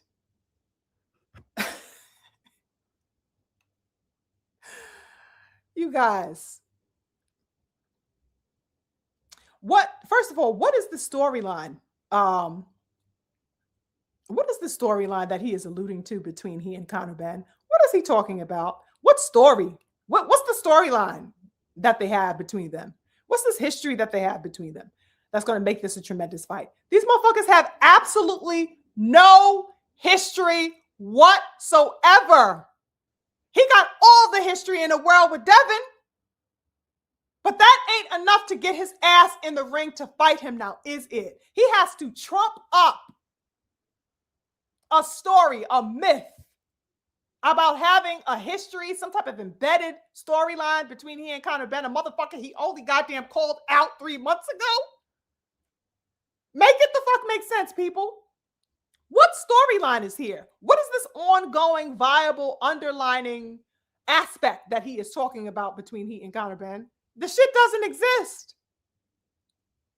Is this a fight, brothers and sisters, that was even on people's mind 6, 8, 12 months ago? Keep it a stack. Keep it a stack. Was this fight on anybody's mind 8 months ago, 12 months ago? Has anybody, I mean anybody, your mama, your grandmama, your neighbor, the goddamn mailman, has anybody called for Shakur Stevenson ever to fight Conor Ben at any point? Let's say even over the past 3 years, if you want to broaden it a little bit. Has anybody fucking called for that shit? Who the fuck's mind went from seeing Shakur Stevenson and randomly said, okay, who will be a great fight for him? Tank Davis, Devin Haney. Oh, you know what? Conor Ben, a motherfucking nobody in America. Can somebody tell me? The capping is ridiculous. It's absolutely astounding and ridiculous to me. What is this man talking about? What is he weaving other than a bunch of pure nonsense? It's crazy to me. Let's be frank, good people. We don't need, once again, no added goddamn sugar over here. Y'all already know how I'm stepping. This is straight raw truth, raw facts. No chaser.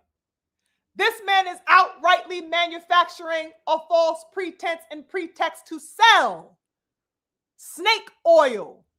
Nobody asked for, nobody has any use for, and not a shred or an inkling of a need for. That's the reality. Do with that what you will, but that's the reality. All right? This man is sitting up here weaving web after web of straight fucking cap. Unfiltered, undistilled cap, brothers and sisters. I mean, this man is serving up a three serving full hearty meal of bullshit. And niggas are just sopping it up. Finger licking disgrace. Crazy work.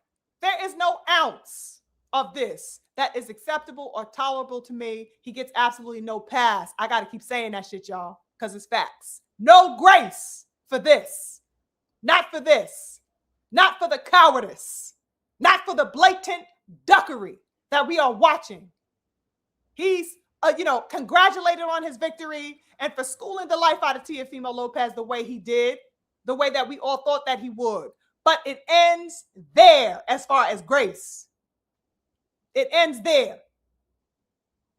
Let's not forget that this man, Shakur Stevenson, just told everybody, brothers and sisters, that, he's going to beat Teofimo Lopez. And then what did he say? Oh, I'm going to beat Teo. Then I'm going to vacate the belt. And that's going to be his belt. That's going to be Keyshawn's belt. I'm giving the belt to him. This is him. So that all of the victory lapping, what was the victory lapping for? For a strap that you ain't even have intentions on keeping. What you celebrating for? Ain't that a strap you trying to throw to the wayside?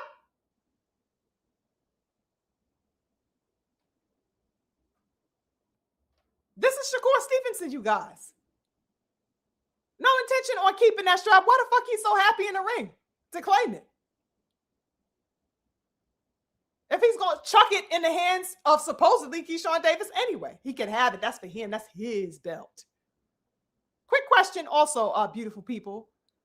You know, it's just, I don't even know. I don't even know what else to ask. I think I done said it all. Mind you, Keyshawn Davis already posited, that he wants to go to 47, as we know. So what the fuck is he trying to throw in the arms of Keyshawn Davis? A motherfucker who has no intentions of even staying at 47, allegedly, right? According to him. He's trying to see something at 47, supposedly. What are we doing here, brothers and sisters? Playing hot potato with championship? Let that shit breathe.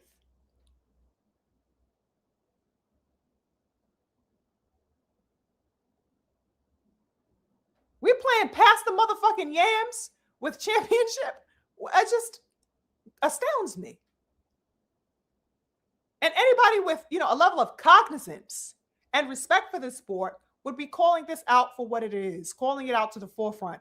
This is not detraction in the least bit. I'm not trying to detract from Shakur Stevenson's potential, the possibility of seeing that potential, right, be expressed. This is not that. What this is, however, is accountability and a demand for equity. People have been called all types of things, cowards, ducks, for way less, brothers and sisters, things that weren't even factual. Yet people are somehow extra reserved, extra reticent, extra cautious, extra circuitous about calling this out. And too many people are expressing a willingness and alacrity to avoid this particular conversation and to look at, engage with this dynamic in boxing right now. The dynamic that is allowing for this particular behavior to go absolutely unfettered. It's unacceptable to me. When are the demands going to be dispensed equitably?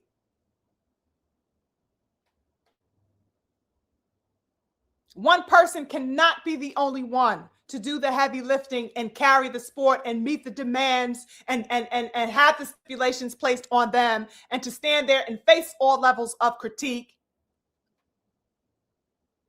And others get to sit in absolute repose. What is going on? Especially of somebody that we consider to be of notability and merit and talent and ability like Shakur Stevenson. He ought to be going out there and showing, proving with the best. Conor Benn is unworthy. And it's an unacceptable match. It cannot be stressed enough that this man has no significance, no claim or stature, no accolade to his name as a fighter. That has to be stressed. Because this is who Shakur Stevenson is frolicking over to get to. This is the level of competition that he is looking to fight after coming off an astounding, wonderful victory with somebody the stature of Teofimo Lopez, a multi-division champion and former unified champion. He is looking to fight an absolute nobody. Somebody that Eddie Hearn is propping up like some type of porcelain doll or puppet to posture in front of the American public as if, he is somebody of worth or note or, notability or some, next up type of person. He's doing his best to promote this man in America as somebody of importance or as somebody of anything of value. That's not the case. Do not be swindled. This man has accomplished absolutely nothing.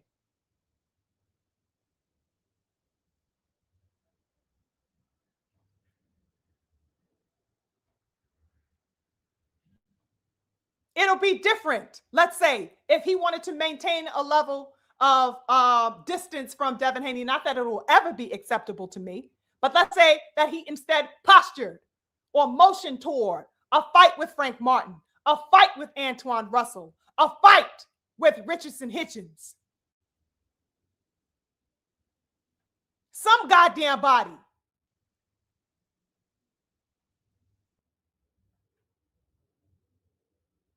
He's not even attempting that. What the fuck am I supposed to make of that except cowardice on display?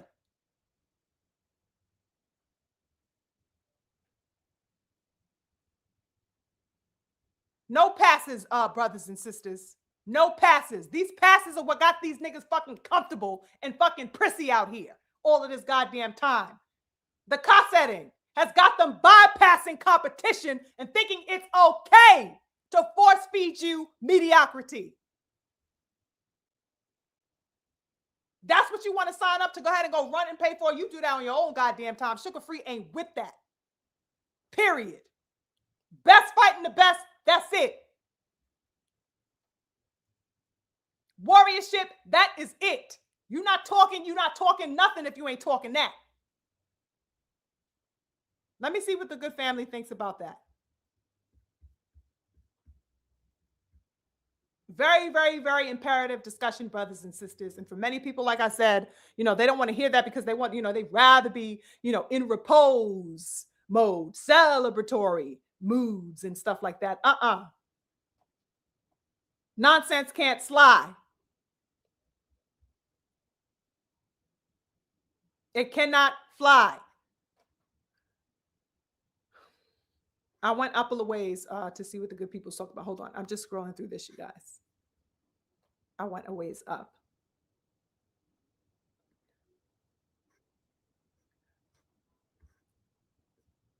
I'm just scrolling through here. I see the good people talking to each other. Give me a sec. Salute to anybody I may have missed as well. I see some people. Salute to you, Pedro. Salute to you. I see the key of life. Salute. All Father. He doesn't want no Haney. I'll believe it when negotiation starts. Hopefully so. Definitely concur with that. Salute to you.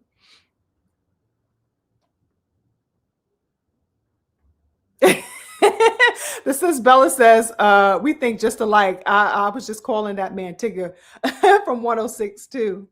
Child, Tigger Johnson. I'll touch on that in a little bit if we have a little bit of time. Because that was definitely an interesting, part of the weekend that we all witnessed and experienced. Salute to the King, Vonnie. Blessings to you, King. He says, word, it got real weird, real quick. Facts. My twin says, I was disgusted. I shut off my DAZN app and just listened to BF for the rest of the night. Twin. The King here for boxing done popped up in here. He says, I thought we had an agreement. I ain't make no damn agreement with you. Yeah, I mean, you the good brother, right? Nothing but love for you. You already know how I'm stepping, King. But I makes no agreements to assuage or cosset nonsense. I already told you it was inexcusable, King. You should have known that I was going to be in the kitchen today. You know who I am. They do not call me Sugar Free Mars for nothing. All right? Let's remember who you talking to. But infinite blessings to my good brother here for boxing. That's so funny. Salute to the beautiful sis Tay Tay in the building. I see you. Blessings to my beautiful sis. Patrice, let me see what my good brother was saying. Patrice X says, hold on, let me move this up.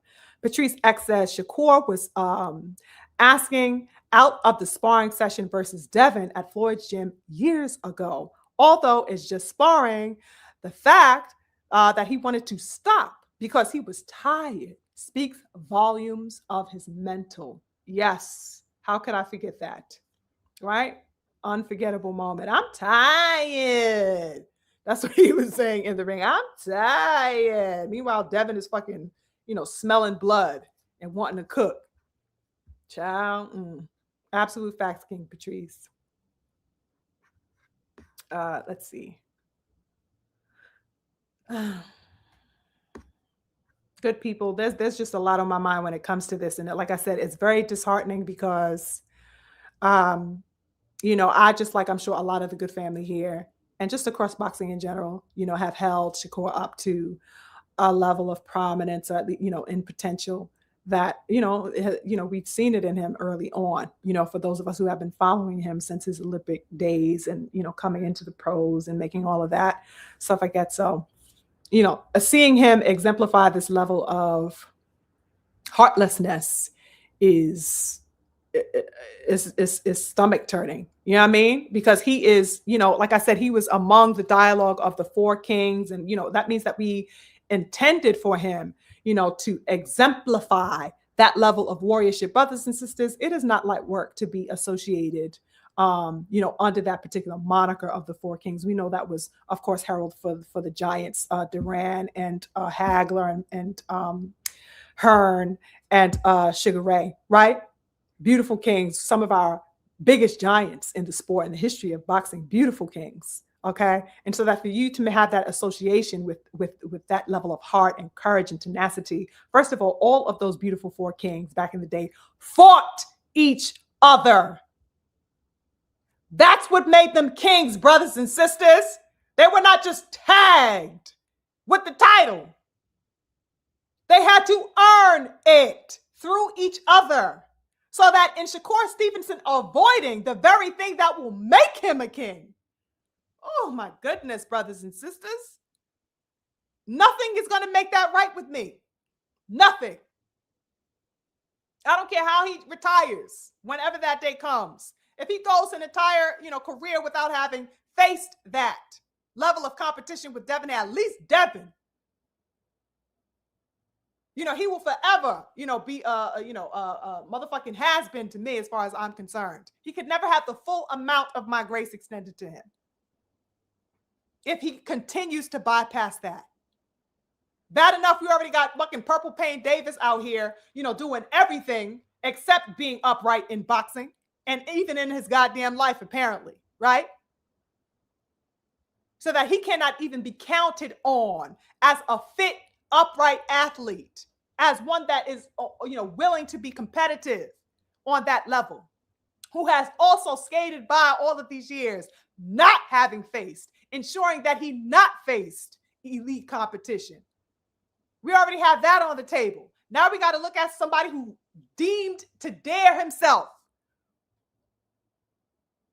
make himself at the forefront, calling himself the next Floyd Mayweather, the next Sugar Ray Robinson.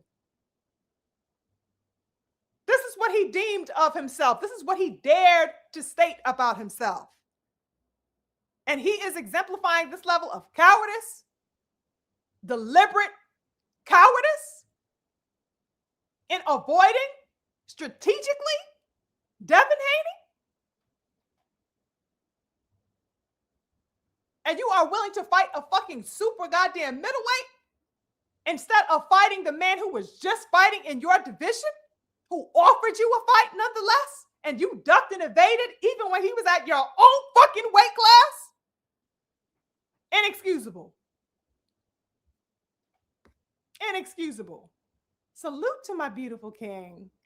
Infinite blessings to the beautiful king, BF in the building. Hey, beautiful king. He says, hey, goddess, salute to the chat. Blessings to the king.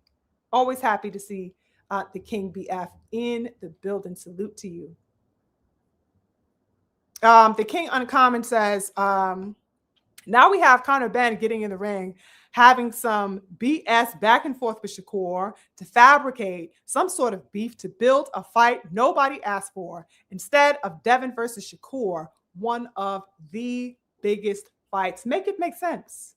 Because I know everybody up in here is trying to compute, doing their best to compute this information. But the goddamn calculations ain't calculating, y'all. It's just not. And it can't, which is why it's inexcusable, which is why there has to be accountability on the table as far as Shakur Stevenson. I don't give a fuck about celebrating a goddamn thing when this man is moving like that in the next fucking breath, in the next move he makes. Celebrate what? No. Inexcusable. Salute to my twin, throwing some love in the super chat. He says, just my usual appreciation for the Sunday cook. Always a filling discussion. Long live the queen. Salute to the twin. Infinite blessings to my twin, Daryl. Always with the wonderful energy, love, and support. I appreciate you so much, King. You already know what it is, twin. King Jet put some fire up in the chat. Facts. Salute to the King Stephen. Blessings to the King Stephen. X in the building. One of my hitters. Infinite peace. Infinite blessings to you, King. Lovely to see you. Yeah, you guys. Y'all feel me on that? You know what I'm saying? I see a lot of other people concurring. A lot of people having, sharing a lot of the same. King Bonnie says, giving. Yes, it really is. It really is. It's just, yes, twin. Yes, twin. The aspect of the storyline had me absolutely, I'm like, wait, what? He says Shakur is making up fake anime storylines. I guess Conor Ben massacred Shakur's village when they were younger. Facts. I mean, he might as well just go that far with it. You know what I mean? He might as well just take it to that level. They done massacred his family. You know what I'm saying? They done hemmed up his wife. Okay. They done sold his child, across the ocean, and he has to go avenge, the name of his goddamn people out here. That's how fanciful, this making up of stories between he and Conor Ben is. That's how outrageous it's gone. This is crazy to me. No history, no story whatsoever with that man. Nobody was even looking at that man in association with your name before that motherfucking Breakfast Club debacle of an interview that he pulled those months ago. Nobody was making that association. Nobody gave a fuck because Conor Ben was over in his own division doing his own goddamn thing. It's like, they're just deliberately playing with the intelligence of boxing fans, those who have it at least, because there are plenty of people out here happy to have their mentality run amok. Right? Absolutely crazy work. Absolutely crazy work. Brothers and sisters, I was going to touch on the aspect of the DHP, build up towards the fight, and Devin going to do some commentary for the fight, giving his commentary for the weigh-ins and stuff like that. But I have been mentally exhausted by some of the things that I had come across over the weekend, and, concerning that and seeing people's perspectives on that. And I had shed a little bit of my thoughts actually on my big bro Jude Titans page yesterday, which was interesting. But I think it would be a poignant look into the aspect of equity, to just highlight a little bit of that. What's funny about this whole thing is that the idea of equity and accountability in boxing, like I said, is only seems to be delineated and demanded of by detractors. That's where the equity gets dispensed, it seems, delineated by the detractors. You know what I mean? Look at how people, wanted to hold the 16, 17-year-old brother of Devin Haney accountable for a level of violence that ensued or altercation that ensued because a nearly 30-year-old Tigger goddamn Johnson couldn't control his emotions. He could not exemplify his own sense of professionalism, but the fucking haters and detractors wasted no time at wanting accountability for a minor. Make the math. That's why I said accountability isn't a far-fetched thing. It isn't some, fuzzy, up in the clouds concept. These people know what it is. They just dispense it improperly, whimsically, based on their twisted, toxic-ass emotions. Shakur Stevenson cannot be held accountable for his actions, for a level of ducking that he has been participating in for I don't even know how long. when it comes particularly to Devin Haney. Okay? He's not accountable. But as we saw over the weekend, brothers and sisters, a 16-year-old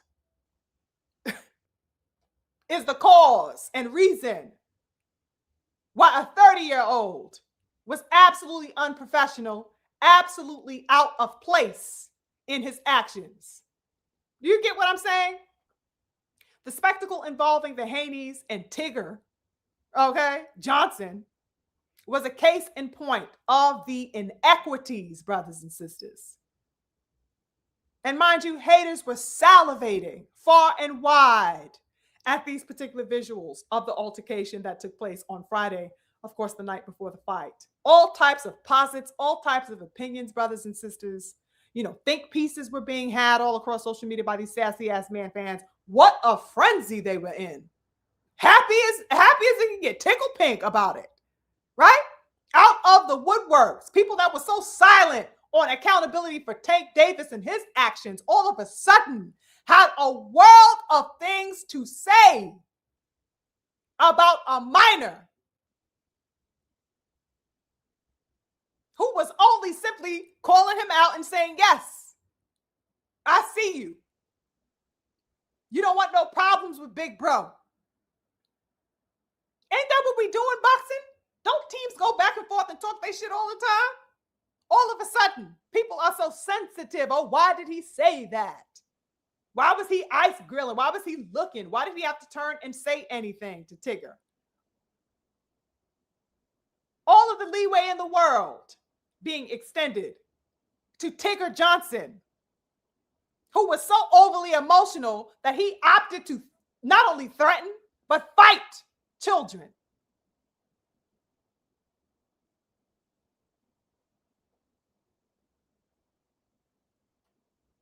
It's disgusting, brothers and sisters.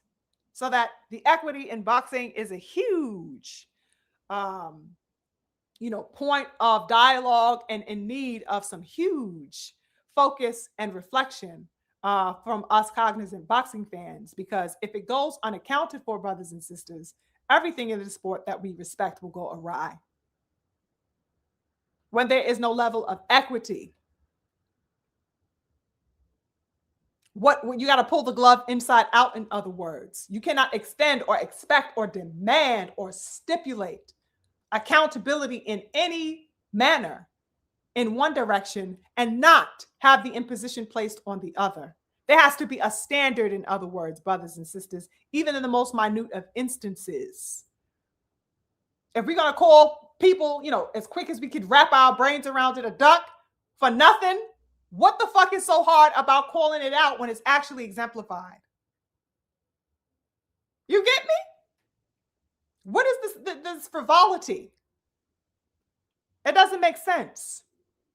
I can't stand the fickle nature of these particular people within these boxing streets. It's a horrid visual. Day in and day out, seeing all types of misplaced judgments all over the social media landscape.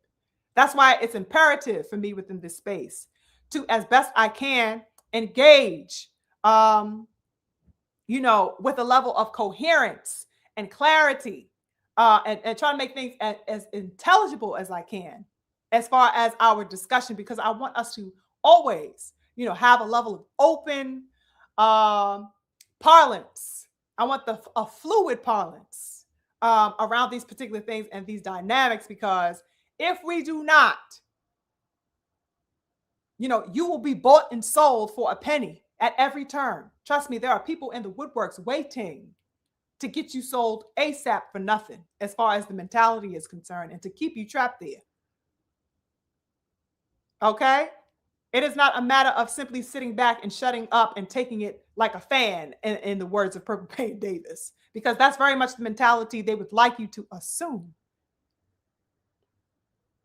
Across the board, brothers and sisters, that is not what we do in this space.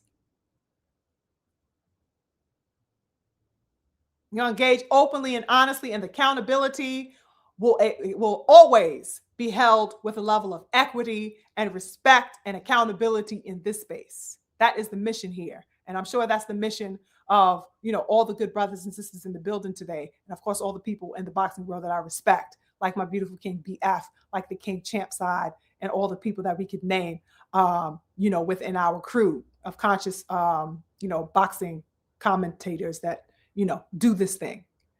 So I'll end it there for now. Salute to the good family. Let me see any last words that you guys said. Let me check in with the good people. Uncommon says, man, both you niggas scared of Devin. Fuck out of here.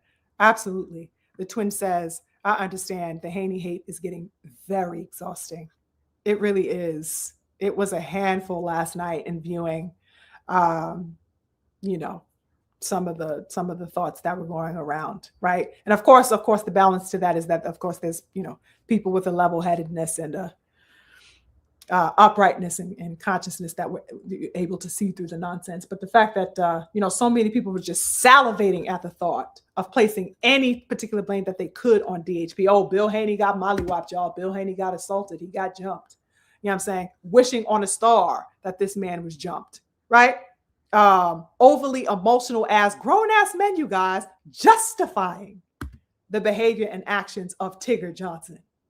Oh, what did he do? Oh, why did you talk to him? You should have just heard that discussion that I had on Drew Titan's page. First of all, Drew Titan is I don't even know what to call him, for sitting there for all the hours that he was talking to that particular gentleman that was on the page. I mean, you guys would be astounded if you guys heard that conversation. If you didn't, if you have the brain power, the bandwidth to sit there and deal with that, by all means, definitely go and tap in. It was definitely an interesting show. It was just kind of a peek into the mindset of a lot of these people that held that disposition and outlook on the situation. Interesting stuff, you guys. But yeah, I'm going to end it there. Salute. Shout out to the good family. I appreciate you so much for joining me for some wonderful boxing talk, you guys. Definitely excited about the performances that we saw last night, the victories that we saw last night. I just want to see some wonderful, great sportsmanship, some wonderful elite fighters, beautiful Black brothers doing their thing and exemplifying the level of heart and courage and temerity that all the greats have walked with and paved this beautiful sport with. Cowardice is not acceptable, it's inexcusable, and we have to be ready to make sure, that these men are, actually living by the code that they are, so colorfully painting the picture of that they want to assume. It is not enough to sit up there and say, oh, I want the best to fight. I want to make the best fights. Oh, I want to make the biggest fights. I like to, what did Shakur say? Oh, I like to do things that people say I can't do. Really? Well, go fucking fight Devin. How about that? Go fight Devin. I don't think anybody, even in facing Tiafimo, the best competition on his resume thus far, I don't think anybody went into that fight actually believing that Tio was going to supersede and outwork the skill and prowess of Shakur Stevenson. Overwhelmingly, people felt that Shakur Stevenson would be victorious, in which he was. Okay? So that even in his best win to date, he was expected to be victorious. It's time for this man to challenge himself. The heavy lifting cannot be one-sided and stipulated upon one fighter who has no problem showing you his heart and his valor. It's time for you to step on that type of time too. It's time for any of these fighters to do that. Okay? That's what we demand. That's what we celebrate here in this space. On that note, I'm out, you guys. Infinite blessings to you. Have a wonderful, prosperous week ahead. And I will catch y'all on the next one. Blessings.